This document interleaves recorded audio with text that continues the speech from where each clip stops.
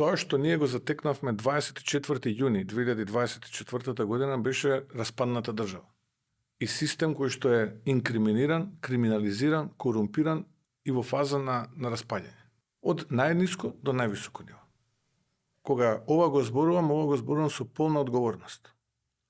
И во една таква состојба, кога за прв пат можеби во независна Македонија сметката на владата е во негатива, и во услови кога секојдневно имате притисок од доспеани поверувања од овој систем кој што вие сте го наследили од вашите претходници, инкриминиран, криминализиран и распаднат, треба да носите одлуки и да дефинирате кои приоритети ќе бидат дел од вашите одлуки.